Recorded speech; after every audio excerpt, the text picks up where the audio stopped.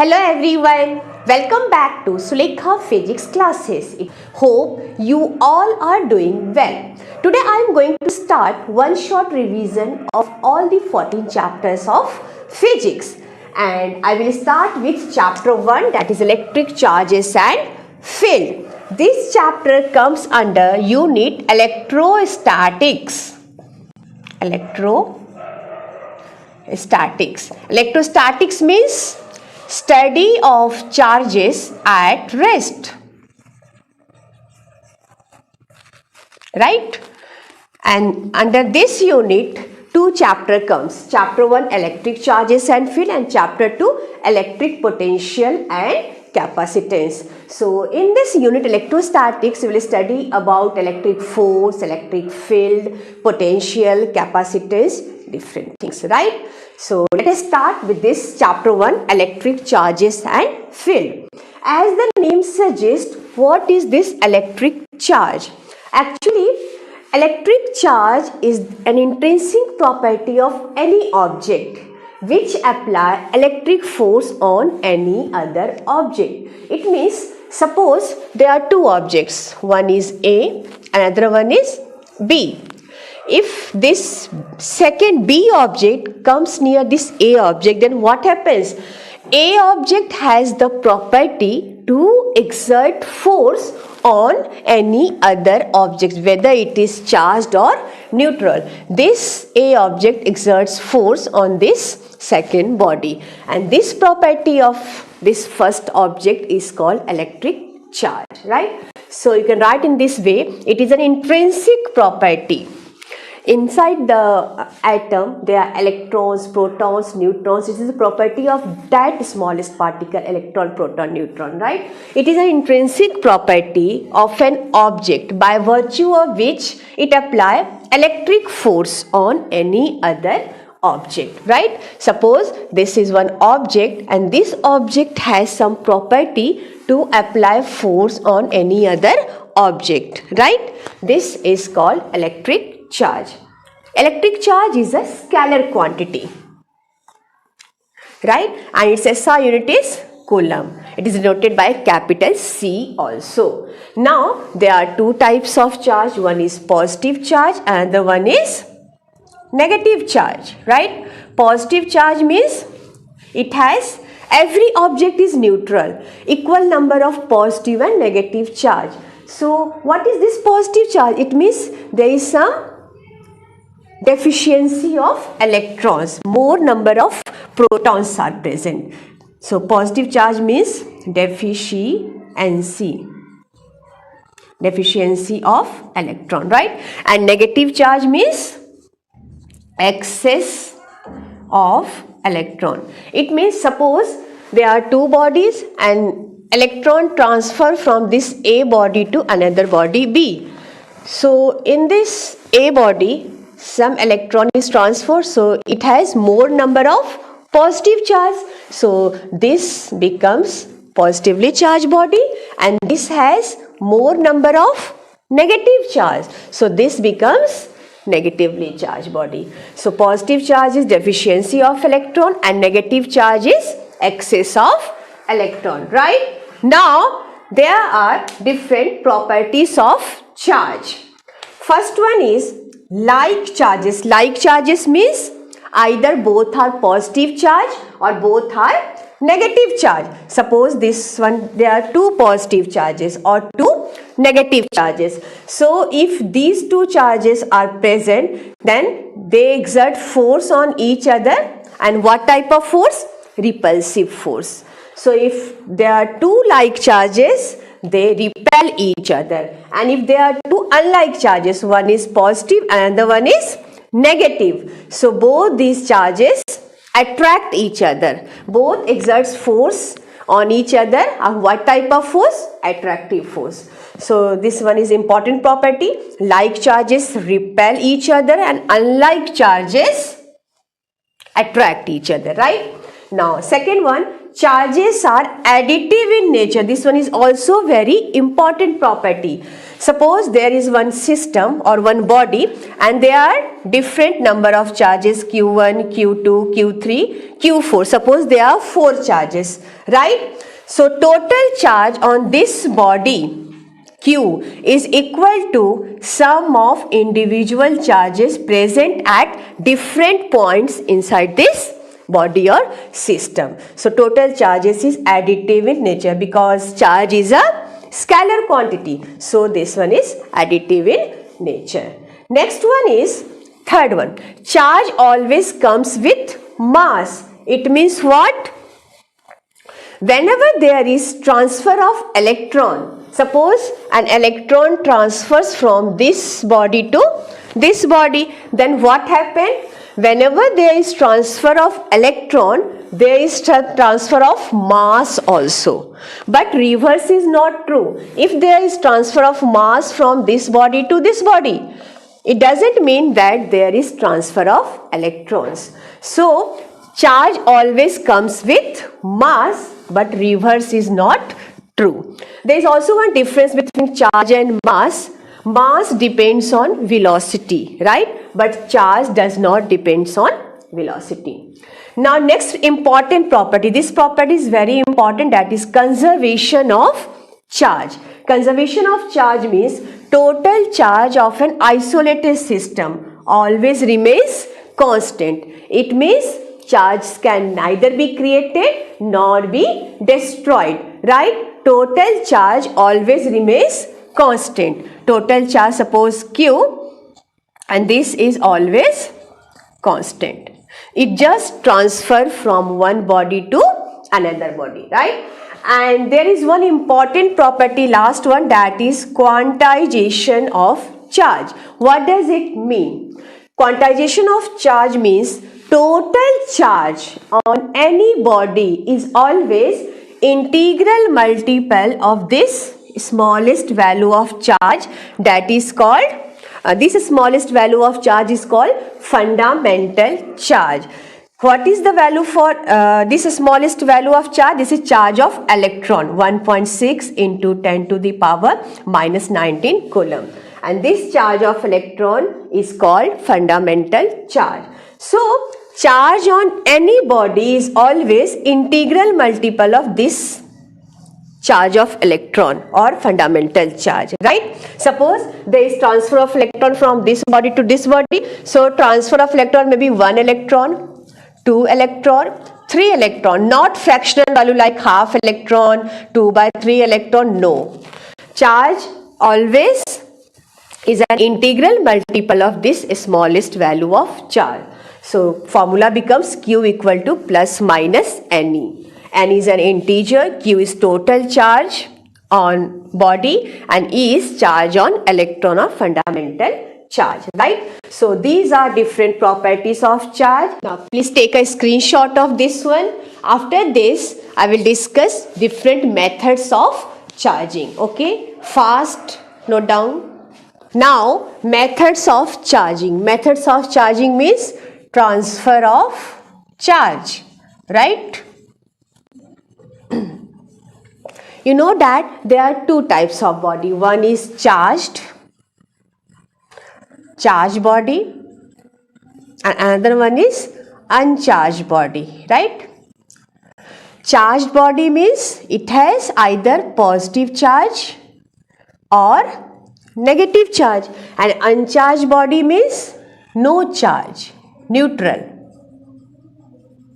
no charge. Net positive charge is equal to negative charge and total charge becomes 0. And you know that every body is neutral. So, the neutral body can be charged by transfer of charge, or you can say electron, from one body to another body.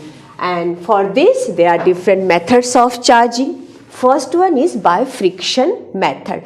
By friction method means what? Suppose there are two bodies, A and B, and both are rubbing with each other. What happened? By rubbing, heat is generated and there is transfer of electrons from one body to another body, like this way. Suppose this one is body A and this one is body B. Both are neutral, uncharged. Now, by rubbing with each other, heat is generated and electrons transfers from one body to another body, right? There is transfer of electron, and this from body A, electron is transferred to body B. So body B has more number of electrons and body A has less number of electrons. It means A becomes positively charged, right? And B becomes negatively charged body. In this way, body can be charged by friction method. One example, suppose glass rod, right? Glass rod rubbed with silk. Now what happens? By rubbing, heat is generated and electrons transfer from this glass rod to silk, and glass rod becomes positively charged, right? And silk becomes negatively charged. Okay. There is another example, by rubbing a comb on head with hair. Now what happens? By rubbing comb with hair, there is transfer of electron from one one body to another body. It means comb to hair, and the comb becomes charged, and it has property of attracting any other objects. When you place that comb near small bits of paper, that bits of paper is attracted by the comb. It shows that comb is now charged by rubbing on head with hair, right? So these are methods of charging by friction. Second one is by conduction method. Conduction method means direct contact or touching, right? In this one, by conduction method, when an uncharged body comes in direct contact with the charged body, then that uncharged body also gets charged by the same polarity, right? Suppose this body A is uncharged body, and there is body B which is positively charged body, right? This has positive charge. Now when these two bodies comes in direct contact with each other, right? This one is body B. Then due to this positive charged body, negative charge comes to this side and positive charge comes to this side, right? Now what happens? These negative and positive charges neutralize each other, and this body A becomes positively charged body, right? So by this conduction method, the uncharged body, this A is uncharged,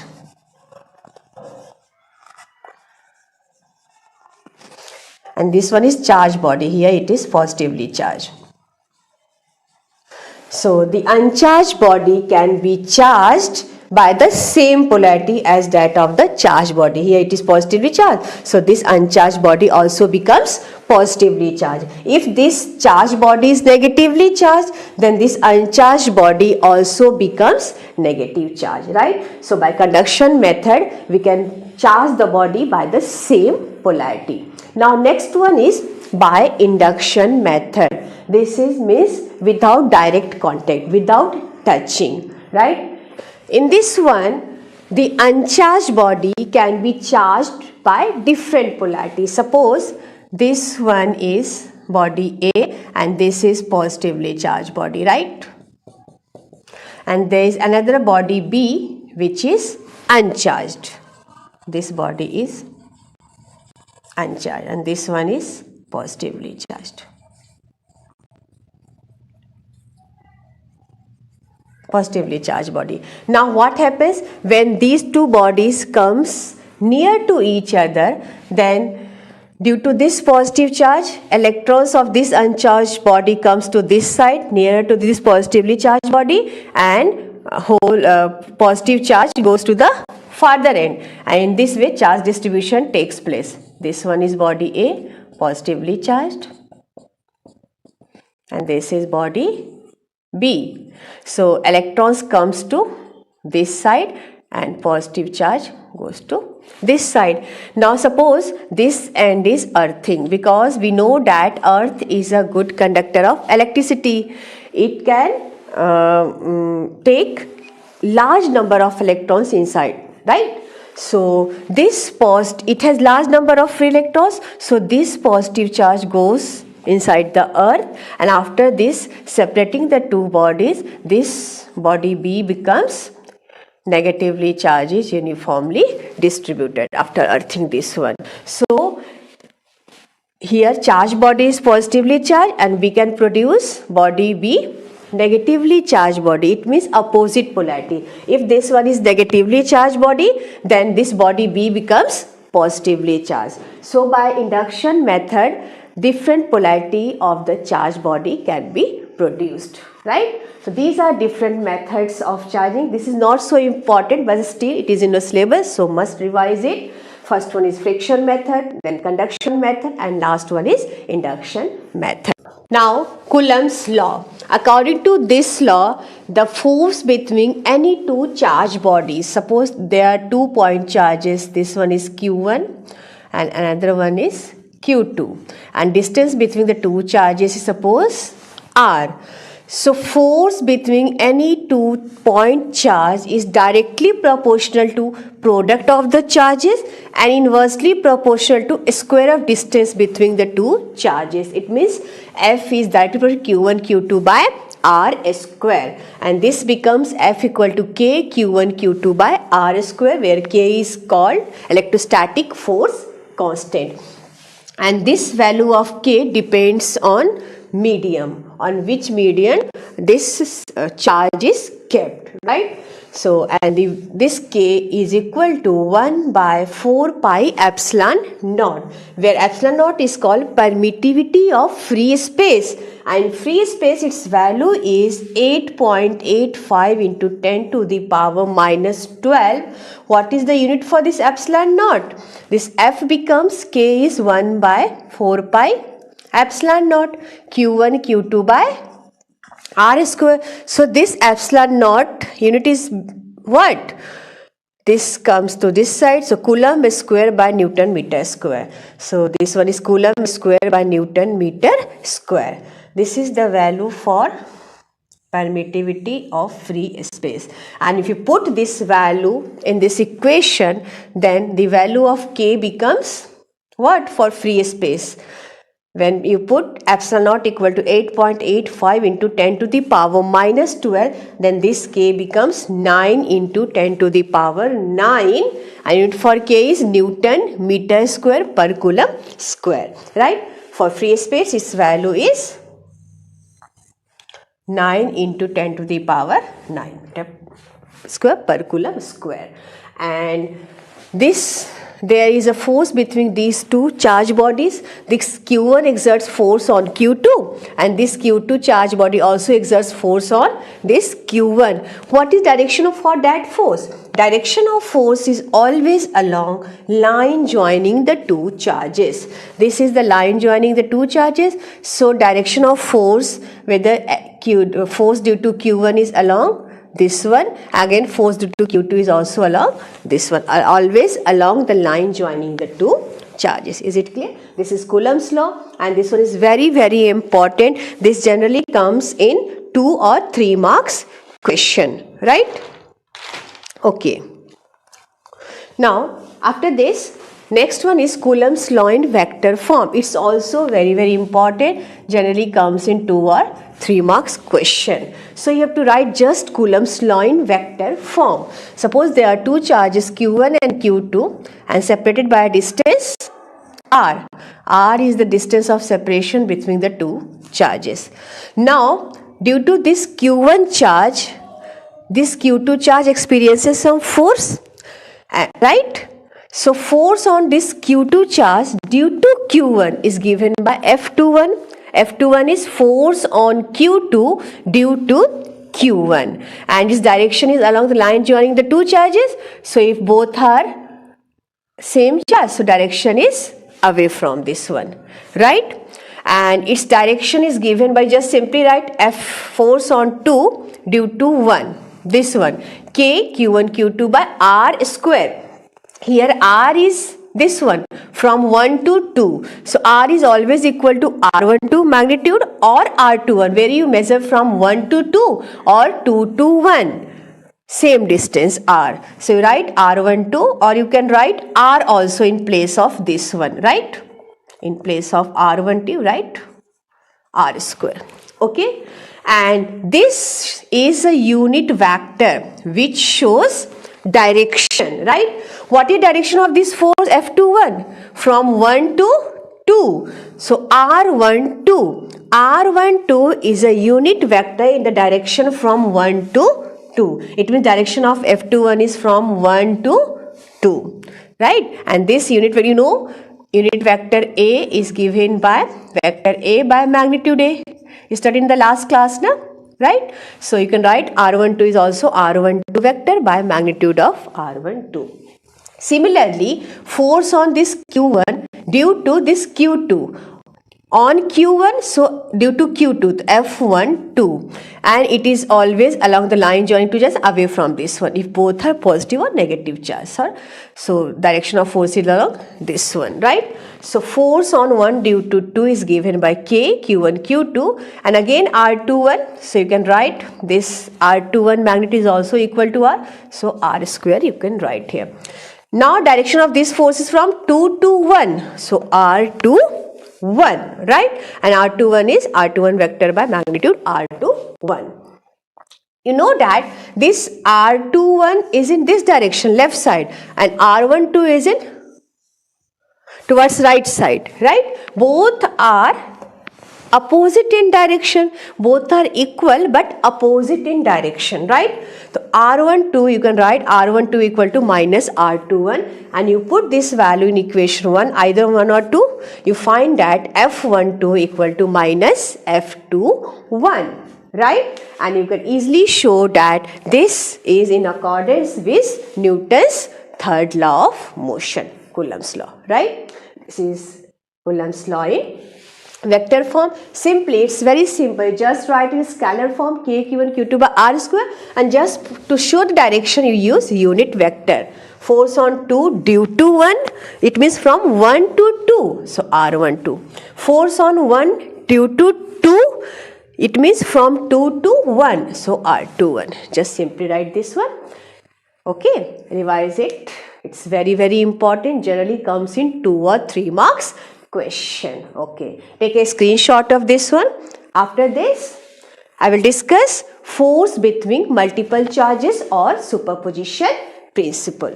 Now, force between multiple charges or superposition principle. It states that if there are number of charges interacting in a system, then total force on any one charge is always equal to vector sum of force exerted on it due to other charges. And also must keep in mind that the force between any two charges is not affected by the presence of other charge. Suppose there are Q1 charge, Q2 charge, Q3 number of charges are there, right?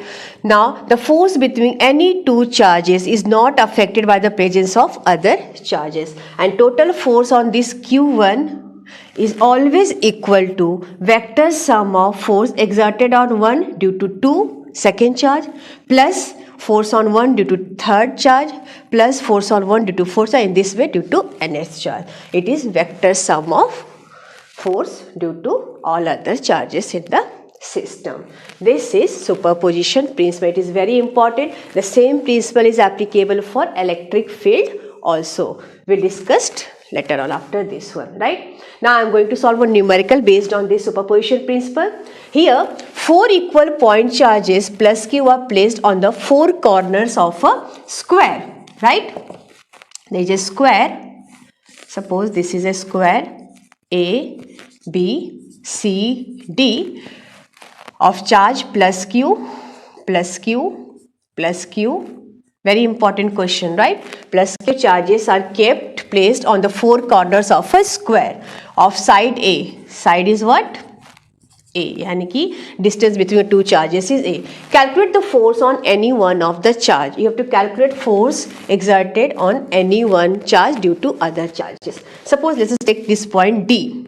Now force on this charge at point D is due to this charge present at point A due to this charge and due to this charge, and it is vector sum of all charges. So total force on this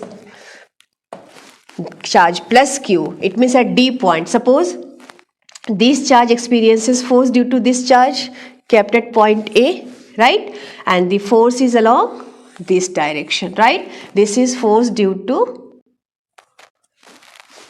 charge placed at point A, right. Now again B, so due to this B charge also it experiences force along this direction. Direction of force is always along the line joining the two charges, and due to C charge also it experiences force in this direction. So there are three forces. This one is due to B and this one is due to C. All three are in different directions. Now you have to find total force, resultant force at this point D. So it is simple. Total force is vector sum of all these forces, right? So how you add vector addition? You studied in the last class, last year, 11th class. Parallelogram law of vector addition, triangle law of vector addition. You apply just these two laws, right? So here first you write what is Fa, force on this Q charge due to this plus Q charge placed at A is K. Q and Q both are same, so Q square by what distance between the two charges is A square, right? And it is along which direction? AD, if you extend AD, so along AD produced, right? Now again F, this one is C. FC is again K, Q square by distance is again A, so A square along CD produced, right? It is along this direction, CD produced. And you find here that these two are same, so you can write FA is also F and FC is also F. Now FB, what is distance between these two charges? This is diagonal of the square. It is always equal to root 2 of side, root 2a. So here charge is again plus Q, so K, Q1, Q2 whole square means Q square by under root 2a whole square. And this is along BD produced, right? So there are three forces acting at this point. Now you have to add these three forces. Vector addition using this superposition principle. So how you add this one? Yes. This FA and FC are in two different directions. They are kept at 90-degree angle. So resultant is along this one. Resultant of FA and FC is along this direction. So you find resultant of FA and FC is suppose F dash and it is equal to under root. Suppose there are two vectors, one is along this direction and another is along this direction, A and B vector. But the resultant is along this direction, resultant is always equal to under root A square plus B square plus 2AB cos theta and cos 90 is 0. So just R equal to under root A square plus B square. Here also F dash is equal to under root FA square plus FC square, and both are equal. FA and FC are equal to F, so you can write under root twice F square. Yes, na? This is also F and this one is also F, so this becomes under root 2 F, right? Now again this F dash is along, resultant of F and FC is also along this direction, F dash, and FV is also in that direction. So now F dash and which force? FB is along same direction. So you just add these two forces, you get total force F net, you can write, or F total at point D is equal to F dash plus FB. What is F dash? F dash is root 2 F. And what is the value of F? F is K Q square by A square plus FB. FB is again K q square by under root 2a whole square. It means twice root 2 square means 2 and a square. So this becomes equal to, you take common, k q square by a square and inside this bracket root 2 plus 1 by 2, right? So this is the total force. You can write in this way, F equal to how much? K q square by a square. This is under root 1 by 2 plus under root 2. This is the total force exerted by charge kept at point D, right? In this way you can solve using superposition principle. This is a square, 4 charges are kept at 4 corners. Then how you solve this question? You take the resultant of these two forces and that one is also along this FB. So you just add these two forces, you get the total force at this point, right? Is it clear? Take a screenshot of this one. Then we'll move to the next topic, that is electric field. Now electric field. What is electric field? It is region around any charged body in which if another body comes, it experiences some force due to that charged body in that region. So the region up to which any other body experiences force, that region is called electric field. So to determine the value of that electric field, what is the value of that electric field? We use the quantity electric field intensity. It is denoted by E and its value is given by, to determine the value of this electric field intensity, you put a small test charge. Suppose this is a positive test charge near this charge in this region, right? Now how much force experienced by this test charge due to this charge is nothing but electric field intensity. So you can write electric field intensity E equal to force experienced by that positive test charge. This test charge must be very small so that it does not create its own electric field. Otherwise the two electric field intersect, which is not possible, right? So this test charge must be very small so that it does not create its own electric field, right? So electric field intensity is force per unit experienced by a test charge. Its SI unit is Newton per Coulomb. It is a vector quantity and the direction of electric field intensity is always the same as that of the direction of force. How much force experienced by this test charge due to this positive charge? Along this direction, suppose, right now. So electric field direction is also along this one. Direction of electric field is same as that of force on test charge, right? It never comes to zero. It extends to infinity. It means electric field never comes to zero. It extends up to infinity. We'll draw graph after deriving the formula for electric field intensity for a point charge. Okay, so it becomes clear when I draw the graph. Now again, for positive charge, suppose there is a positive charge. Now what is the electric field intensity due to this positive charge? Magnitude is same but direction is opposite. Due to positive test charge, direction is always away from the charge. It means radially outward. And for negative charge, direction of electric field, due to negative charge, this test charge experiences force in towards the charge. It means electric field intensity is always towards the charge. It means radially inward. This is direction of electric field intensity. Now what is the formula for electric field due to point charge? This is a point charge and due to this point charge, this test charge experiences some force and we calculate electric field intensity at this point. So in terms of using Coulomb's law, in terms of Q, what is the value for electric field intensity? You know electric field intensity is force per unit test charge. Suppose this is a charge and suppose put one test charge at this point. Distance between two charges is r. This test charge must be very small so that it does not create its own electric field. Now the force between the two test charge, you know what is the formula for force between Q and Q naught? K Q naught by R square. Its direction is, both are positive, so away from the positive charge. This is direction of force. Now what is electric field? At this point due to discharge, force experienced by a test charge, right now. How much force experienced by this test charge? F by Q naught, and F is K Q naught by R square into Q naught. Q naught cancel. It becomes E equal to K Q by R square. This is the magnitude for electric field intensity due to point charge.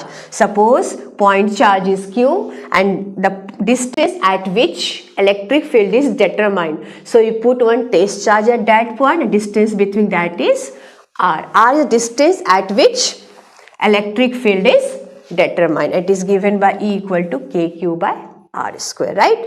And direction of electric field is same as that of the force experienced by the test charge. So for positive charge, direction of electric field is away from charge. It means radially outward. And for negative charge, direction is towards the charge. It means radially inward, right? Okay, take a screenshot of this one. Then after this, I will discuss electric field due to a system of charges. Like force due to a system, multiple charges, superposition principle. In the same way, electric field due to a system of charges, right?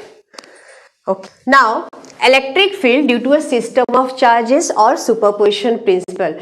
We studied about electric force due to a system of charges, multiple charges, right now. In the same way, electric field also due to a system of charges, or you can say superposition principle. It states that electric field at any point, suppose this is a point, right? And there are number of charges Q1, Q2, Q3, suppose Q4, right? Number of charges are there. Now total electric field at any point is equal to vector sum of electric field produced by each individual charges. Suppose this Q1 charges produce electric field at this point is in this direction, right? E1. This Q2 charges produce electric field in this direction, E2. This Q3 charges produce electric field in this direction, E3. This Q4 charges produce electric field in this direction, E4. So total electric field at point O, E net, is equal to vector sum of electric field produced by each individual charges, E1 plus E2 plus E3 plus dash dash dash. If there are n number of charges, then total electric field at a point due to n number of charges is E1 plus E2 plus E3 dash dash dash En, right? This is electric field due to a system of charges, and in the same way numericals are there for system of charges, force. In the same way there are also some numericals for using superposition principle for electric field also, right? One more thing is left. What is the expression for electric field? E equal to K Q by R square. Q, due to this charge there is an electric field region around this charge. At a distance R, electric field due to a point charge is KQ by R square. You must remember this point, right? So when you draw a graph between E and R, here is E and this side is R. E is inversely proportional to R square, na? So electric field never comes to zero. It extends to infinity. So electric field decreases with the increase in distance and extends to infinity. This is the graph between E and R. Okay, take a screenshot. After this I will discuss electric field lines. Okay, now electric field lines. What are electric field lines?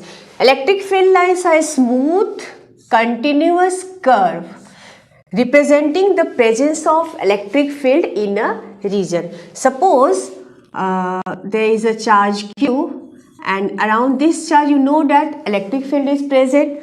So if you put any test charge near this charge in this region, this Q naught test charge, then it takes some path in this region, like it moves in this way or it moves in this way. So these paths, these curves which are continuous, and these curves means there is presence of electric field in this region, right? So these curve represents presence of electric field in this region, right? And these curves are called electric field lines. So you can define electric field lines as smooth. This is a continuous curve representing the presence of electric field in a region. If you put any test charge in this region, this test charge takes some path, right? It shows that it experiences some force due to the presence of that electric field, right?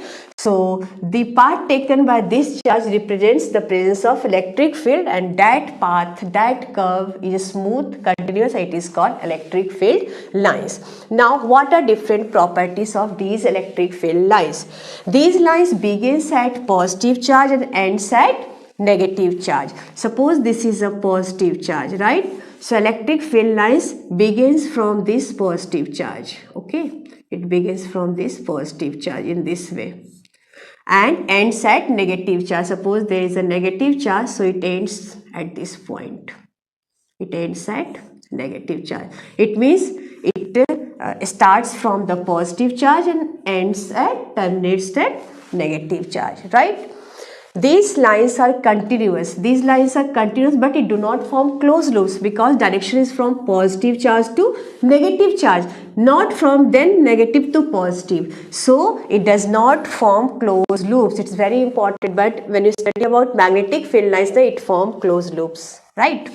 Next one is the relative closeness of field lines gives magnitude of electric field. Suppose this is a charge. Suppose there are 4 field lines, right? So it represents this 8 field lines. So these relative closeness of these field lines represents strength of electric field.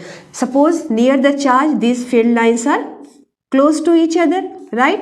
And when you move further, these field lines separated from each other. Distance between the field lines increase. Again, when you move to this point, these field lines again separated from each other. So near the charge, field lines are closer. It means there is a strong electric field near the charge, right? So relative closeness of field lines gives magnitude of electric field. Closer lines means a strong electric field, and far apart lines means weak electric field, right? Now again, these are electric field lines, and the tangent at a point on field lines give electric field at that point, right? It means suppose this is electric field lines and you want to find electric field, direction of electric field at this point. So you just draw one tangent to this point. It gives direction of electric field at that point. So the tangent at a point on field lines give electric field at that point. The two field lines do not intersect each other. It's very, very important in 1 marks question. Why two field lines do not intersect each other? Suppose there are two field lines. One is this one, right? One field line is this one, and another field line, suppose this one. And these two field lines intersect each other. Now what happened at the point of intersection? These field lines gives direction of electric field in this direction, draw tangent, and these field lines give direction of electric field in this direction. So at the point of intersection, two tangents are drawn. It means two directions of electric field, which is not possible. So the two field lines do not intersect each other, because if intersect, then there will be two directions of electric field at the point of intersection, which is not possible, right? Last one, the field lines are perpendicular to the surface of conductor. Suppose this is a conductor, then field lines are always perpendicular to this surface of conductor, right? If it is positive charge, away from the charge. If it is negative charge, towards the charge, radially inward. But the field lines are always perpendicular to the surface of a conductor, right? After this, in exams it comes that draw electric field lines for different charge system, for positive charge, negative charge, for system of two equal and opposite charge, and it's very very important. This question is very very important. Many years this question comes, like in 2000, this one, okay. This question is very important. It comes in 2019, 18 also, 17 also, 16 also, up to 2010. This question comes in every year in 1 or 2 marks question. What are electric field lines? Why two field lines do not intersect each other? What are different properties? Draw field lines for different charge distribution. So take a screenshot of this one. After this, I'm going to draw electric field lines for different charge distribution system, right? Take a screenshot fast. Now, electric field lines for different charge system. This question is also very very important for 1 marks or 2 marks. You have to draw electric field lines for positive charge. Suppose this is a positive charge, and electric field lines is always away from the positive charge, radially outwards. So you draw like this one, right, for positive charge, and direction is away from the positive charge. You draw any number of lines, okay, because the value of charge is not given, just symmetrically you draw any number of lines. This is field lines for positive charge. Now for negative charge, in the same way, you draw different number of lines, but direction is towards the negative charge, right, towards the radially inward. This is the electric field lines for negative charge. Now for pair of unlike charges, right? Suppose there is a positive charge and there is a negative charge, and you know electric field lines begins from the positive charge and ends at negative charge. So it is like this one, right?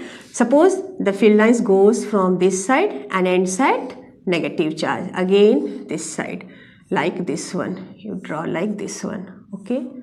You draw like this one, okay, and this side towards the negative charge, right? These are electric field lines for unlike charges. It starts from positive charge, ends at negative charge. Now for pair of like charges, it's very very important. Suppose this is a positive charge and there is another positive charge. Now you know electric field lines starts from the positive charge, okay, so it goes like this one, and it again also goes like this one, but it never intersect each other. So at this point it bends its path like this one, right, like this one, okay, in this way, because the two field lines never intersect each other and these two are positive, so they repel each other and it bends in path like this one. So for two like charges, electric field are like this one, right? And if there are two negative charge, just change the direction, it is towards the charge system. So these are electric field lines for different charge system. Hope you understood, okay? After this, we will start electric dipole, right? Now, before starting electric dipole, there is an important topic which is left, that is electric field on the axis of charged ring. It is very very important, it generally comes in the exams. What is this? You have to find electric field on the axis of charged ring. Suppose this is a ring and charge is uniformly distributed over this ring. Now you have to find electric field on the axis of, which one is axis? Distance from the center. This is, suppose this is ring and this is distance from the center of the ring to a point. Suppose this one is the point P. So you have to find electric field at this point P due to this charged ring. Over the ring, charge is uniformly distributed, right? Suppose A is this radius of the ring is A, and X, you have to find electric field on the axis of the ring. It means at this point you have to find electric field. Let distance from the center of the ring to the point at which electric field is determined is X. This one is X, center of the ring, and this radius is A. And total charge distributed over this ring is capital Q. Capital Q is the total charge over the ring, right? Now you know electric field due to a point charge Q. What is the formula for that one? Electric field due to a point charge Q is KQ and by R square. R is the distance at which point is to be determined from the charge. But here there is not only one charge. There are large number of charges uniformly distributed over this ring. So how you find total field at this point? At this point P on the axis of the ring, electric field is due to all the charges which is uniformly distributed over the ring. So how you calculate total electric field due to all the charges, Q charges, right? For this you have to consider first a small charge element dq, and you know for point charge, small charge, formula for electric field is what? E equal to kq by r square. So again you have to first consider this charge element dq, and distance from this charge to this point at which electric field is to be determined is small r, and this r equal to what? Under root a square plus x square. So you have to calculate a small electric field at point this P, it means dE due to this charge element dq, and distance is r.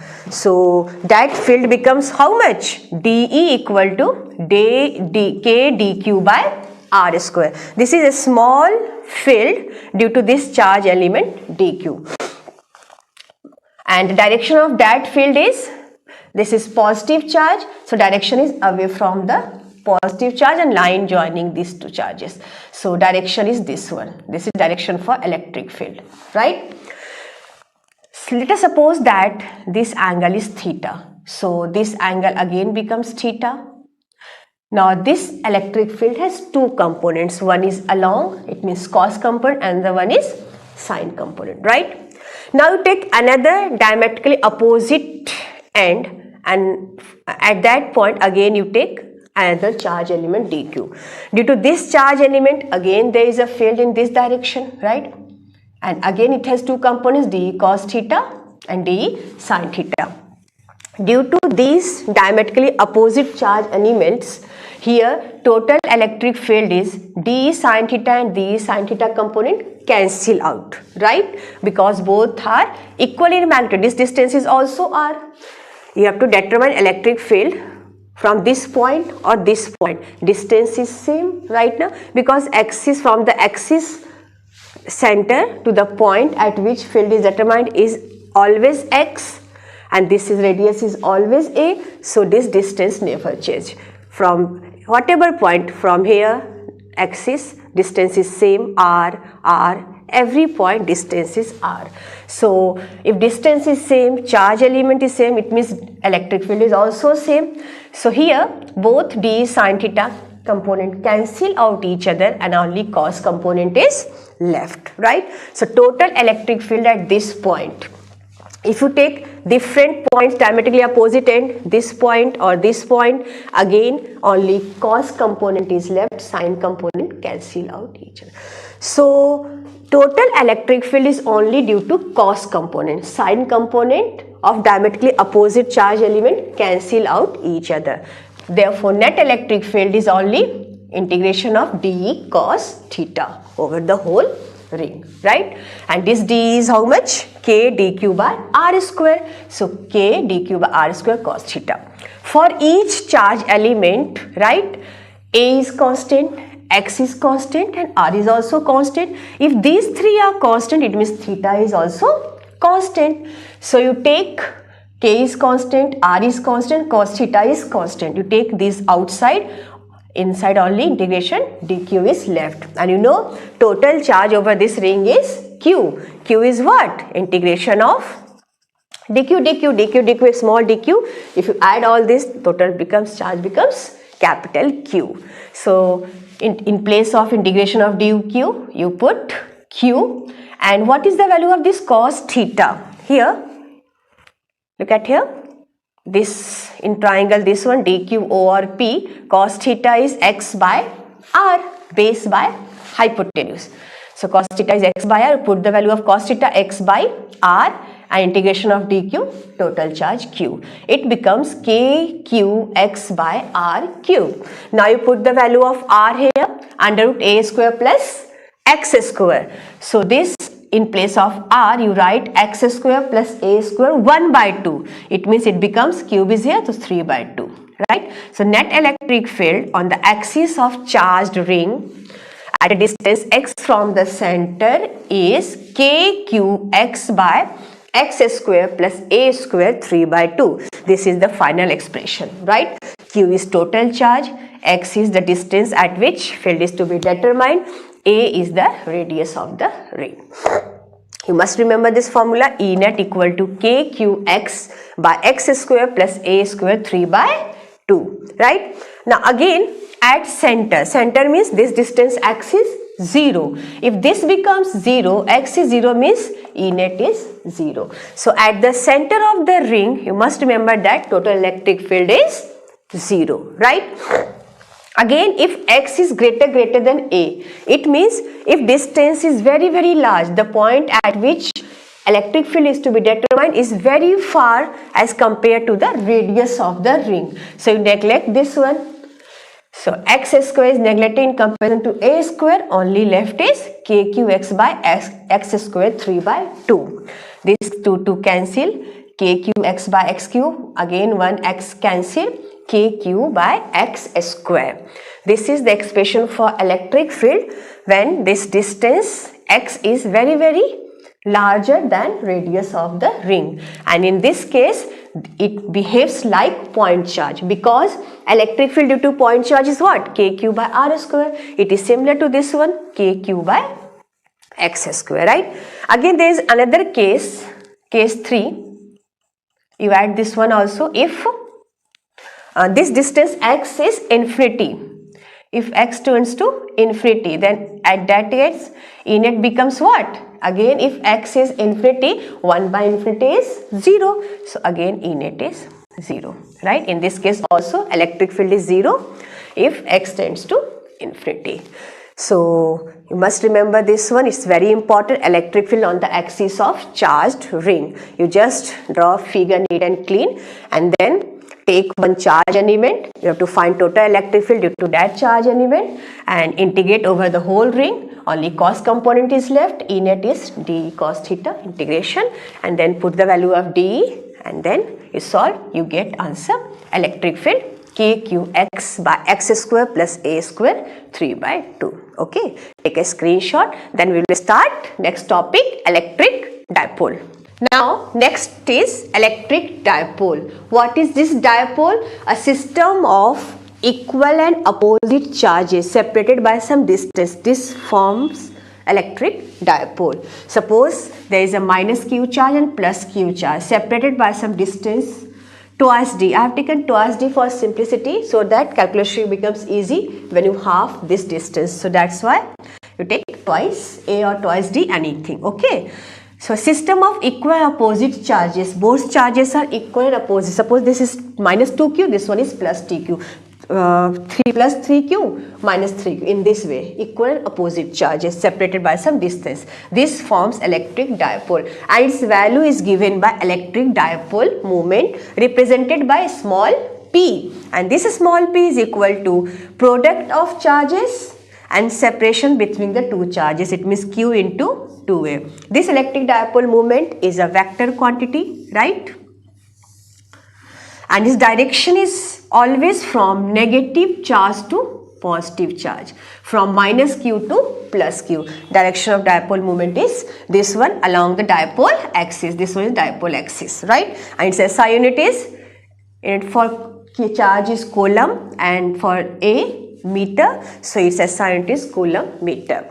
Now in your syllabus, you have to find electric field along the axial position and equatorial position. First, you must know about what is this axial position of electric dipole. Suppose this is a dipole minus q plus q separated by distance 2d. Now, points lying on the axis of this dipole. This one is the axis of the dipole, and suppose this is point P. So, this position is axial position of dipole. Points lying on the axis of the electric dipole, right? Next, equatorial position. What is equatorial position of dipole? Points lying on the perpendicular bisector of this dipole axis. This one is dipole axis, right? And perpendicular bisector. Bisector means again this distance becomes half a and this distance becomes a, and this one is 90-degree angle. So perpendicular bisector of this dipole axis is this one, and any point on this perpendicular bisector is equatorial position of electric dipole. In a syllabus, it's very important, both topics: electric field on the axial position of dipole, electric field on the equatorial position of dipole. Take a screenshot, then next we'll discuss these two positions in detail. Now, electric field at an axial position. You know axial position along the axis of the dipole. So, to determine electric field at point P, right? Suppose this is a dipole separated by the distance twice a, okay, and let us suppose that distance from the center of the dipole to the point at which electric field is determined is r, okay, and you have to find electric field at point P due to this dipole. Dipole means both electric field due to minus q charge and plus q charge, right? So again, you know that electric field at any point due to a charge, you must know the distance. So what is the distance from this plus q charge to point P? Center to this point P is r, right? And this is, okay, a. If you take half, then this becomes a. Whole is r, this one is a, it means this becomes r minus a, right? And distance from minus q charge, right? So center to this point P is r, and this one is again a, right? So distance from minus q charge to point P is r plus a. If you know the distance charge, you can easily determine electric field due to two charges at point P. Now electric field due to plus q charge here is what? Kq by distance is r minus a, so r minus a square, and this one is positive charge, so direction is away from the charge. So direction due to positive charge is this one, right? This is direction of electric field due to plus q charge. Now electric field due to minus q charge, distance is r plus a, so kq by r plus a ka whole square, and its direction, this one is negative charge, so direction is towards the charge. Direction of electric field due to minus q charge is towards the charge, so towards left, and direction due to plus q charge towards right. Now which one is greater?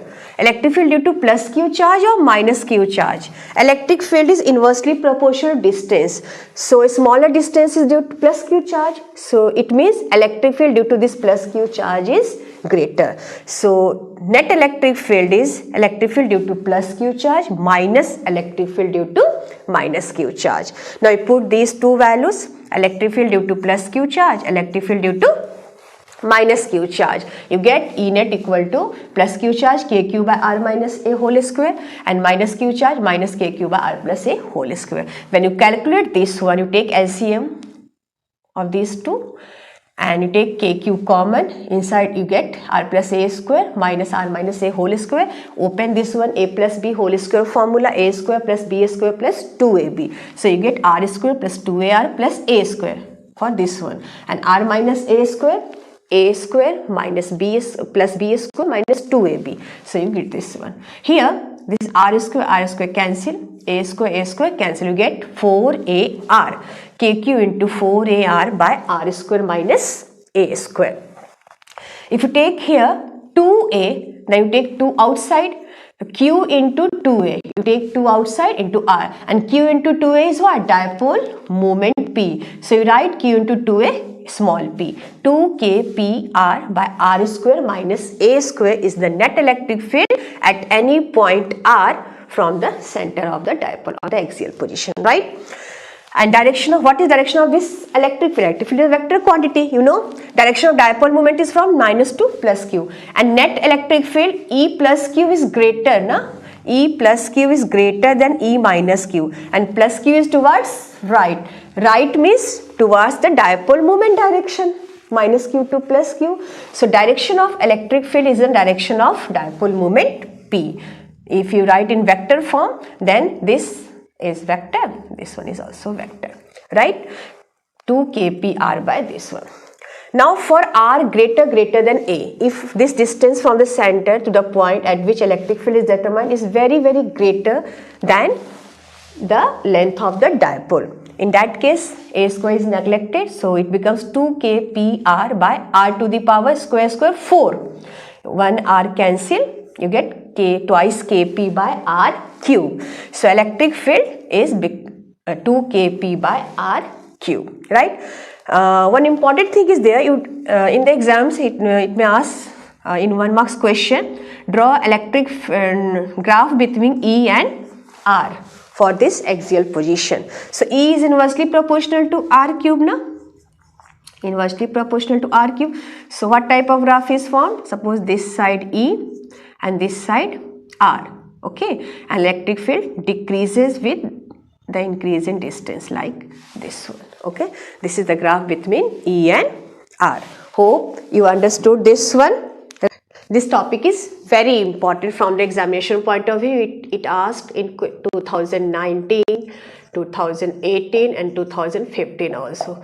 So must revise it properly, right? Take a screenshot, then we will move to the next topic, electric field at an equatorial position. Electric field at an equatorial position. You know what is equatorial position? Perpendicular bisector of the dipole. And suppose you have to find electric field at point P, which is at a distance r from the center of the dipole. Again here, electric field at point P is due to both minus q charge and plus q charge. So you have to calculate electric field due to the both charges and then find the resultant electric field. So let us find it. Suppose first plus q charge, right? What is the electric field at point P due to this plus q charge? Distance suppose x, and x is equal to under root. This one is r, so r square plus a square, right? Here again x is equal to under root r square plus a square. Distance from the two charges are same. So due to plus q charge, electric field is k q by x square. X means under root r square plus a square, right? And again due to minus q charge, again k q by x square. X is under root r square plus a. But direction of the two field is different, right? Due to plus q charge, direction is away from the positive charge, so it is along this direction, electric field due to plus q charge. And due to minus q charge, towards the negative charge, so it is along this direction. So electric field due to minus q charge is along this direction. So plus q charge away from plus q and minus q charge towards minus q, right? So these two fields are not in the same direction. Suppose this angle is theta, it means this angle also becomes theta. So this electric field has also two components, sine and cos, and this electric field plus q has also two components, sine and cos. But you know, magnitude of the two fields are same because both are at the same distance. Magnitude of charge is same. So both magnitude has same. Suppose this is also E and this one is also E. Magnitude of both the field is same but direction is different. So resolve this into two components. Sine component cancel each other. Suppose this one is point P, right? And here electric field due to plus q charge is along this, electric field due to minus q charge is along this one, right? This angle is theta. So it is all into two components. This field has this side and this side. This one is E cos theta and this side E sin theta. Again this field minus q, this side cos component E cos theta and this side E sin theta. Why I am writing E? Because electric field due to plus q and minus q charge both are equal to E. Both are equal to E. So sine component cancel each other, right? Now both are equal and opposite, only cos component is left. So net electric field, both are in the same direction, should be added E cos theta plus E cos theta. It becomes twice E cos theta. Now what is cos theta here? Here cos theta is in this triangle base by hypotenuse. It means this distance is what? It's A, right now. So A by x. A by x means A by under root r square plus a square.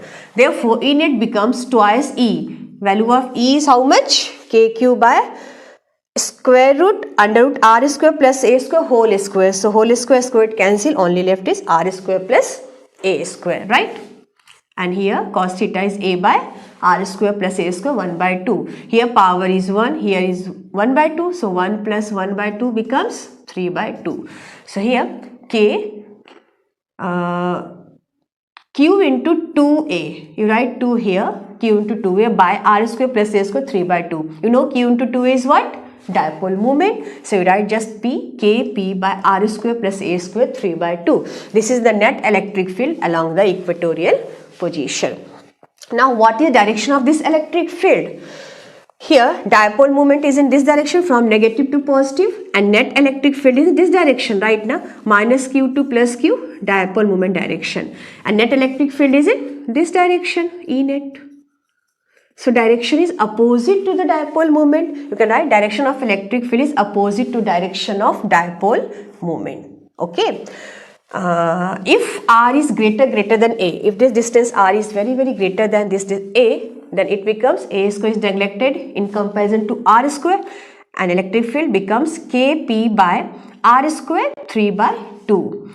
This 2 is to cancel, kp by r cube. So electric field is equal to kp by r cube. In vector form you can write E and P are in opposite direction, so you write minus sign in vector form. Okay, I think you have understood. Now there is a comparison between electric field along axial and equatorial position. Equatorial position kp by r cube, remember axial position twice kp by r cube. It means electric field along axial position is twice electric field along equatorial position, right now, because axial position twice of this equatorial position. So E axial equal to twice E equatorial. Okay, hope you understood. Take a screenshot of this one, right? After this we will discuss next topic, torque on a dipole in a uniform electric field. Okay. Now torque on a dipole in uniform electric field. What happens when dipole is placed in a uniform electric field? Uniform electric field means field lines are separated by equal distance uniformly, right? So this represents uniform electric field, right? And when dipole is placed inside this field, what happens? It experiences some torque. Let us see how and what is the value for that torque. Okay. Both charges minus q and plus q charge experiences some force due to this electric field. Force on this plus q charge is along this direction, right? You know electric field is in this direction means plus q is here or minus q here. So force on plus q charge is along this direction, and force on this minus q charge is along this direction. It means both forces are equal but opposite in direction. So net force becomes 0. But both forces not at the same point. Suppose if one force is acting at this point in this direction and other force at the same point in opposite direction. So net force is 0. But one force is acting in this direction, force on plus q, and another force is acting in this direction, force on minus q. Both points are different, line of action is different. So it starts rotating. Rotating means some torque is developed, some rotational motion is developed when dipole is placed in a uniform electric field, right? So you can write in this way, both acts at different points of dipole and hence forms couple which exerts torque. Now let us see what is the value for that torque. Torque is what? Force into perpendicular distance, perpendicular distance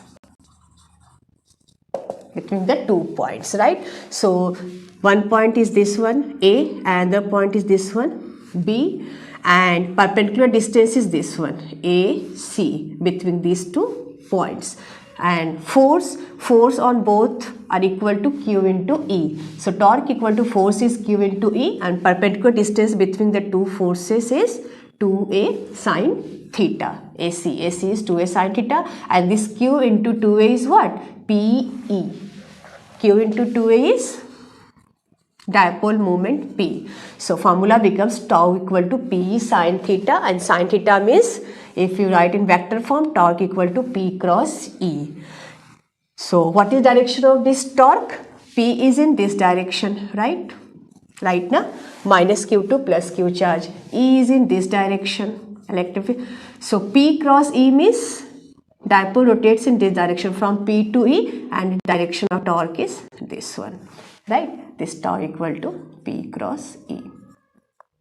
So when you place this dipole in this field, this dipole starts rotating in the direction of electric field. So you can write, when dipole is placed in a uniform electric field, the torque tends to rotate the dipole in the direction of field, right?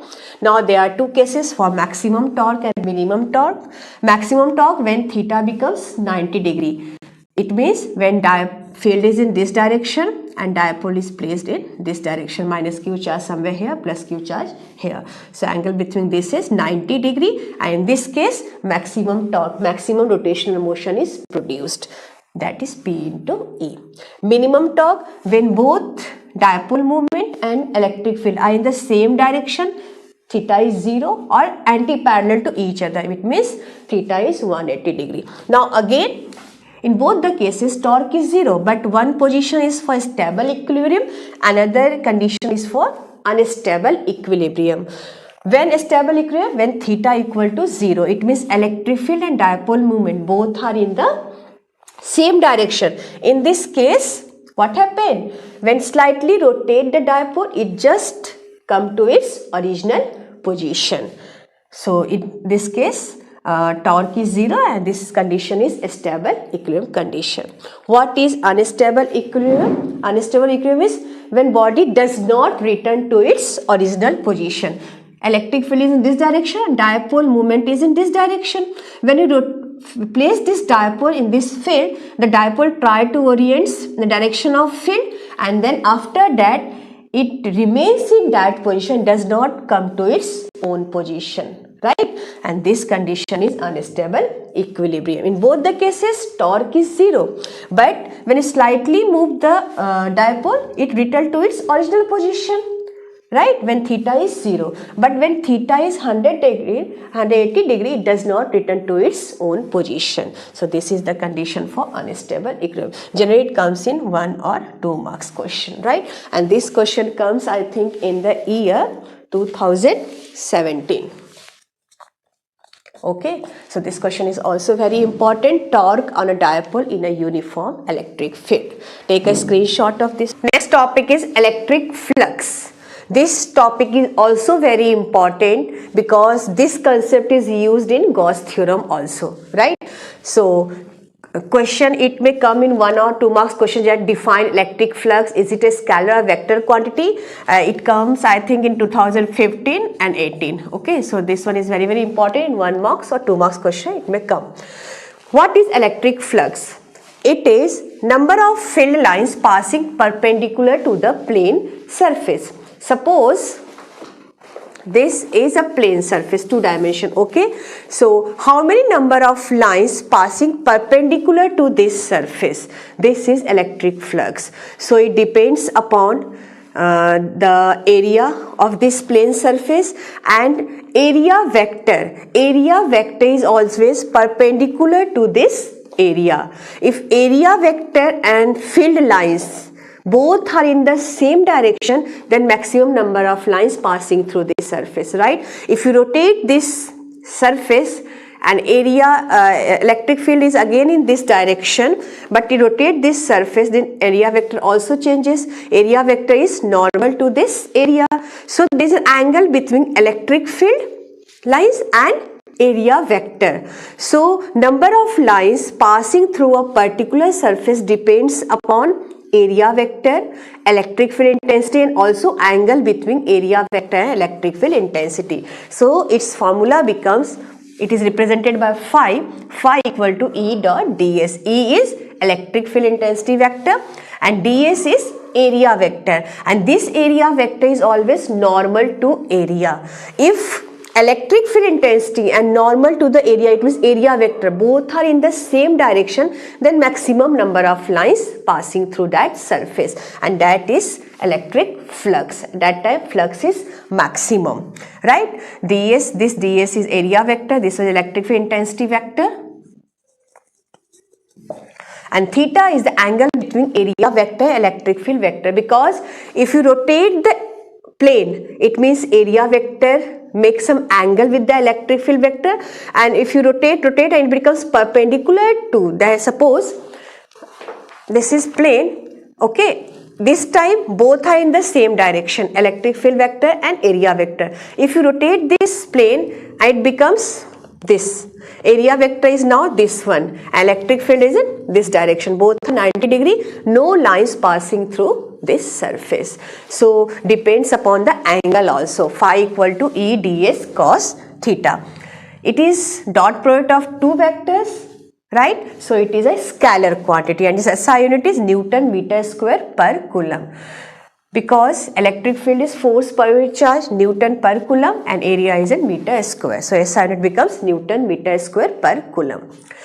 This is for open surface, two-dimension surface, right? This is two-dimension surface, open to both sides. But for three-dimension, which is closed surface, we only take how many number of lines passing through a particular surface, right? Outward flux we only take. Here both inward, in two dimension, both inward flux and outward flux. But in three dimension closed surface we only take outward flux, right? So for closed surface, flux becomes E dot ds and integral of this one. This represents closed surface, E dot ds. E ds cos theta, theta is angle between E and ds. If there is angle, then we always take the component of electric field which is the direction of area vector. It means E cos theta, and this one is ds. So formula becomes E ds cos theta. When flux is maximum, when both area vector and electric field vector are in the same direction. It means electric field and area are normal to each other. Area vector is always normal to the area. Suppose this is a plane surface, so area is this one, and normal to this area is area vector. And flux is maximum when theta is 0. Theta 0 means both area vector and field are in the same direction, right? So this is about flux. Then after this we will discuss Gauss theorem, but before starting Gauss theorem, you must know about charge distribution, linear charge distribution, surface charge distribution and volume charge distribution. So charge distribution, right? Charge distribution. There are three types of charge distribution, right? First one is linear charge distribution. Second one is surface charge distribution. And third one is volume charge distribution, right? Charge distribution.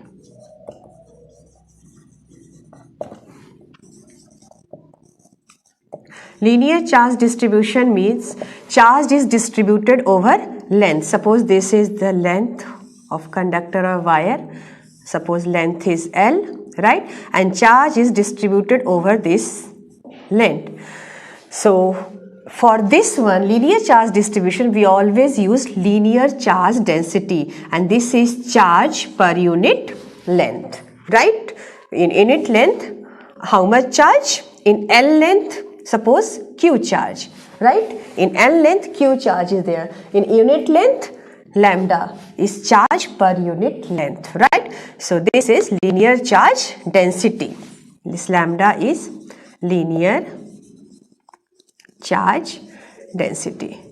In the same way, surface charge distribution, suppose this is a surface and charge is distributed over this surface. For surface charge distribution, we always use surface charge density sigma, and this is equal to, suppose A is the area of this surface, charge per unit area. This one is surface charge density.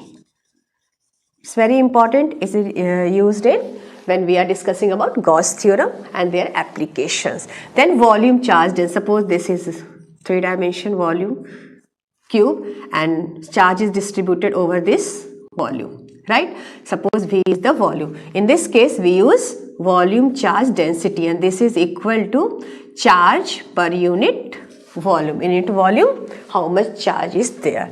And this rho is called volume charge density. So is it clear? Surface charge density represented by surface charge density represented by sigma, charge per unit area, volume charge density, charge per unit volume represented by rho, and linear charge density represented by lambda, charge per unit length. Okay, take a screenshot of this one. After this, we will discuss Gauss theorem. Now, Gauss theorem. This topic is very, very, very important from examination point of view. Gauss theorem and its applications. There are three applications. One application is related from your syllabus for this year. So we will discuss only two applications. One for infinitely thin large wire, and there is infinite plane sheet, and a uniform spherical shell is deleted from your syllabus. So first we will discuss Gauss theorem. What is this and why it is used, where it is used? For complicated circuits, we can't, it's very difficult to calculate total electric field flux to the complicated circuit. For simple circuit, we can easily find by using Coulomb's law, but for complicated circuit, we use Gauss theorem. What is this? It states that total flux, okay, this is total flux over a closed surface is 1 by epsilon naught times net charge enclosed by the closed surface, right? Suppose this is a cube, closed surface, and total charge inside this cube is, suppose, Q. So, how much total flux is enclosed by this closed surface? It's simple. If you know total charge, then total flux is 1 by epsilon naught times total charge. Q is Q inside, enclosed inside the surface. So charge must be enclosed inside the surface, then only we apply Gauss theorem. If charge is outside the closed surface, then you can't use Gauss theorem. So charge must be enclosed within a surface. If charge is not enclosed within the surface, then to apply Gauss theorem, you must draw enclosed surface, so that charge must be enclosed, and that closed surface is called Gaussian surface. Okay, so for if Q charge is enclosed inside a closed surface, then total flux is Q by epsilon naught, 1 by epsilon naught times total charge enclosed within the surface, right? So phi equal to, mathematically you can write phi equal to E dot ds Q by epsilon naught, right? But there are some conditions to apply Gauss theorem. The charge must be enclosed within a closed surface, and that closed surface is called Gaussian surface. So Gaussian surface should be symmetric about charge distribution. The Gaussian surface should be symmetric. And second one, the electric field must be symmetric. Symmetric means constant, value is constant or same at all points on the Gaussian surface. Suppose there is a charge, and if you draw a Gaussian surface like this one, so this surface should be symmetric, and electric field on each point of this surface must be symmetric. It means electric field is same or constant on the Gaussian surface, right? Third point is angle theta must be same at all points on the surface. The angle between electric field vector and area vector must be same. Theta must be same at every point on the Gaussian surface. And last one, Gaussian surface must not pass through any point charge. Suppose this is a charge, right? So you draw a Gaussian surface so that it does not pass through this charge. This one is wrong. Charge must be enclosed. You draw surface like this one, and this surface must be symmetric, so that if these conditions are satisfied, we can apply Gauss theorem, right? One more thing, you must remember, it may comes in 1 marks generally. For dipole, net flux is always 0. Suppose dipole is placed inside this cube. This is a cube, right?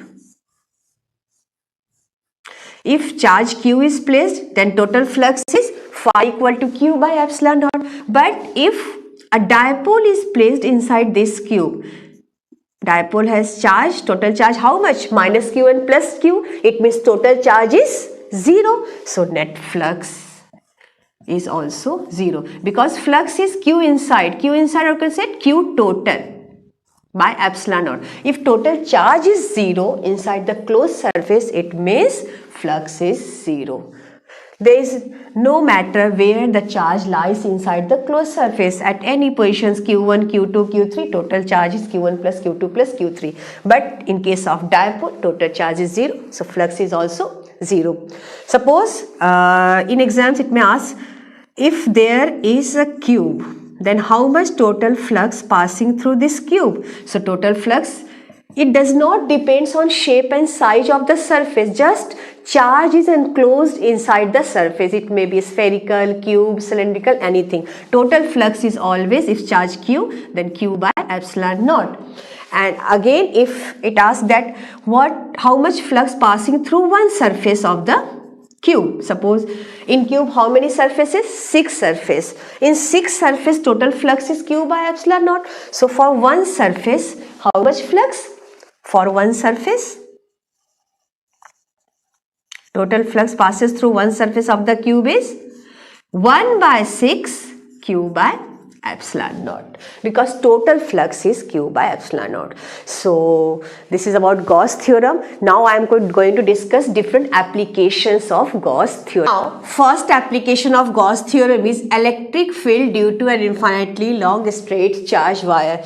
This application is very important. Okay, I think it comes in the year 2017.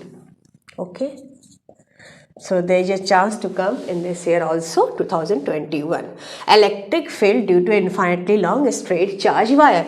There is a long straight charged wire. Charge is distributed uniformly over this wire. Okay, so we have to find electric field at a distance, suppose r or any distance, due to this charged wire.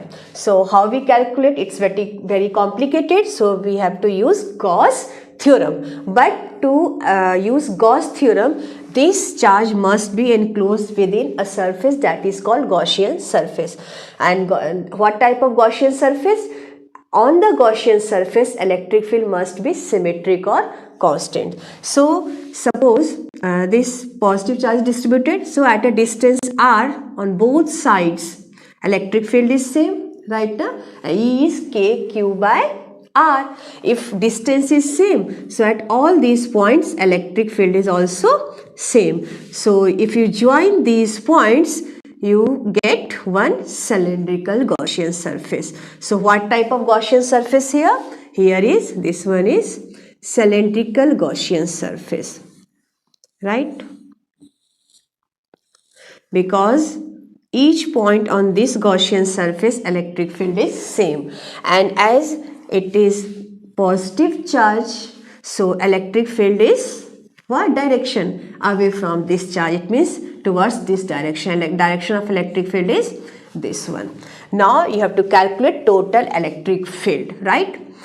So here there are 3 surfaces. This one is lateral surface, this upward, and this one is downward surface, right? So surface electric field is always at this point, also electric field is in this direction. At this point P also, at a distance r, electric field is in this direction. At this point also electric field is this direction, but direction of area vector is different. Here area vector is along this E, but here area vector is normal to this surface na, and upward surface normal is this one. Similarly in downward surface normal is downward. So how you calculate total flux? Total flux of this surface is phi 1 plus phi 2 plus phi 3. Phi 1 is total flux through this surface first. This one is second surface. Phi 2 is total flux through second surface, and phi 3 is total flux through this third surface, right? Now in first surface E dot ds, E ds cos theta. Now in this surface angle is what?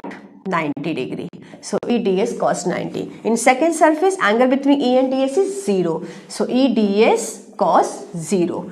And in third surface again 90 degree angle. So E ds cos 90. You know cos 90 is 0.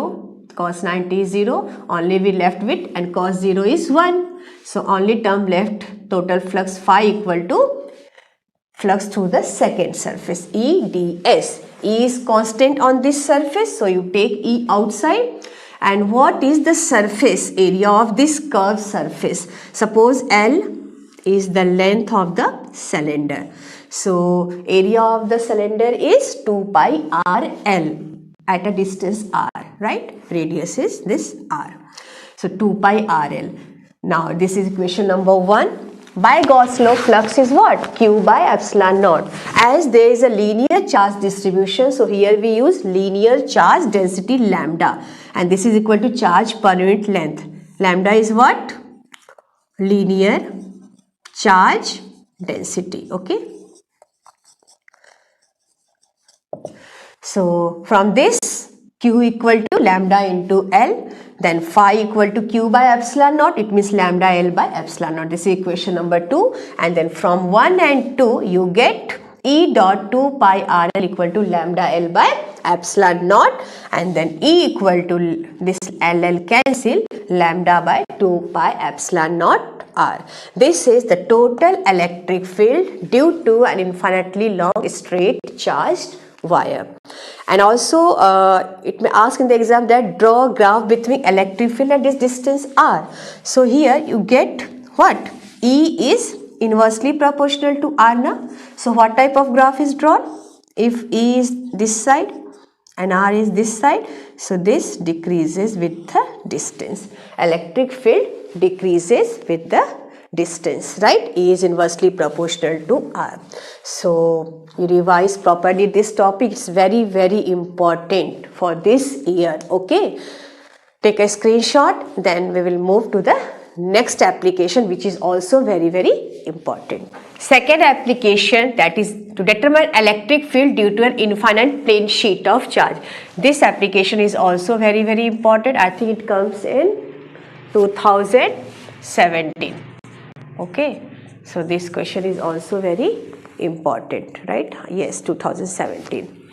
Here there is an infinite plane sheet of charge like this one. Suppose this is a plane sheet and charge is uniformly distributed over this sheet. Now you have to determine total electric field due to this plane sheet. So this is plane sheet. So electric field is positively charged, so electric field is away from the positive charge, this side also and this side also. So to enclose this charge, we draw a Gaussian surface. Here again, what type of Gaussian surface? Electric field is same at equal distance from this plane sheet. Suppose R distance, here electric field, R distance, here electric field is same. So you draw one cylinder again to enclose this plane sheet of charge, right? So here only difference is here electric field is same at this point. This is three-dimensional figure, and at this point, so you draw one flat cylindrical surface. And in case of wire, there is straight cylindrical surface, right? Again, there are three surfaces, curved surface, this one, and this one is this side, first surface, and here is another surface, right? Now electric field is away from this positive side, direction of electric field is this side, and from this side also this side. But at this point, suppose at a distance R, you have to calculate electric field. So here area vector is along this E. In this lateral surface side, area vector is upward, electric field is this side, and again at the third surface, electric field is this side, and area vector is also this side. So total flux is phi 1 plus phi 2 plus phi 3. Phi 1 is electric flux through this first surface, and through first surface, angle between E and ds is 0. So E ds cos 0 through first surface. Through second surface, E and ds is at 90-degree angle. So E ds cos 90 through second surface, and through third surface E and ds are same. So E ds cos 0 degree. So this cos 90 0. Only these two are left. E ds cos 0 and E ds cos 0 is 1. So twice E ds, right? You take E is constant at a distance R, equal distance, electric field is same on both sides of the plane sheet. A is total area of this cross section, right? A is the total area of this cross section, right? So 2EA. Okay, and again this equation number 1, from Gauss law phi equal to q by epsilon naught, but here surface charge is distributed over surface, so we use surface charge density sigma. Sigma is what? Surface charge density, and it is given by q by a, charge per unit area. From here q equal to sigma, I put this value in Gauss law, so phi becomes q is sigma a by epsilon naught, equation number 2. Now from 1 and 2, twice Ea equal to sigma a by epsilon naught, Aa cancel, E becomes sigma by 2 epsilon naught. Here you find that E is not dependent on R.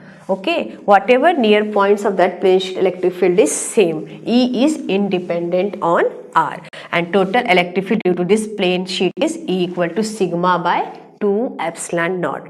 If this sheet is positively charged, then electric field is away from the sheet, right? But if this sheet is negatively charged, then total electric field is towards the plate. You note, either sigma is greater than 0, it means charge density is positive.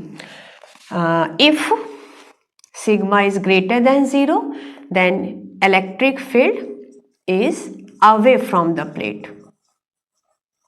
Magnitude is same but away from the plate, right? And if sigma is less than 0, it means negatively charged plate, then for negative charge electric field is towards the plate. Electric field is directed towards the plate. These points are very important. Okay, so in this way you can find electric field due to an infinite plane sheet of charge, right? Please take a screenshot. Now I am going to solve one numerical based on this second application. Okay, now there is one question. This question, I think it comes in the year, it has come in the year 2016 and 19, and this question is also very important for 3 marks, right? Based on that plane charge sheet. Okay, suppose there are two uniformly plane sheet of charge. This is not a straight wire, plane sheet of charge. I just draw like this one, straight. Okay, but this is actually like this one, plane sheet of wire, having density plus sigma and another plate having density plus sigma. Now you have to calculate total electric field in between these two plates, outside the plates, both sides, right? So you know electric field due to this first plate, what is the formula for that one? Sigma by 2 epsilon naught. Again electric field due to the second plate is sigma by 2 epsilon naught. Now in the inner region you find that this is a positive plate, so electric field is in this direction. Again this is a positive plate, electric field is this direction. So though both electric fields are in opposite direction, so net electric field inner region is 0, right? Now in the outer region, suppose at this point Q, here due to this first plate electric field is in this direction, due to second plate also electric field is in the same direction. So and this region also left side, due to this plate electric field is this direction, due to second plate also electric field is in this direction. So total electric field is in the same direction. So both are added, E1 plus E2, sigma by 2 epsilon naught plus sigma by 2 epsilon naught. Total electric field becomes, outside the region is sigma by epsilon naught, right?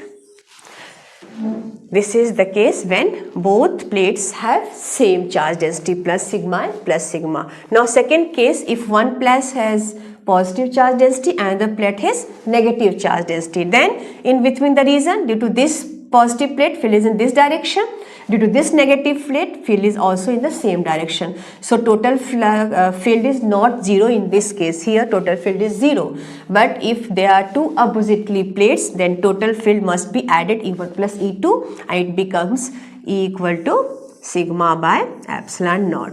And this principle is used in case of capacitor, having plates equal and opposite charges are there, so total field inside the capacitor is equal to sigma by epsilon naught. Just remember this one. Now here outside the plates, in this region suppose Q, due to positive plate E1 is this side, due to negative plate E2 is this side, both are in opposite direction, so total field becomes 0. Same case here also, right? So in the outer region, total field becomes 0. This question is very, very important. Please take a screenshot and revise it. Okay. Now with this, I am going to end the class. Hope you liked this one-shot revision for chapter 1. If you want these type of one-shot videos for other chapters, then please write in the comment box. Okay. Students, keep revising and stay tuned with this channel. Thank you.